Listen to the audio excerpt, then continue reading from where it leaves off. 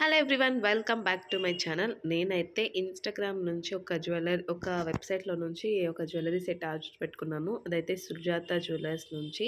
చూద్దాం ఎలా వచ్చింది ఏంటి అని. దీని ప్రైస్ అయితే నాకు 1700 అలా పడినట్టుంది. ఇది మా సిస్టర్ ఆర్డర్ పెట్టుకున్నారు, నేను కాదు. మా సిస్టర్ కోసం నేను తీసుకున్నాను. అదన్నమాట ఈ జ్యువెల్లరీ సెట్. ఓపెన్ చేస్తున్నాం. కానీ జ్యువెల్లరీ అయితే ఎక్స్ట్రార్డినరీ, చాలా బాగుంది. And pure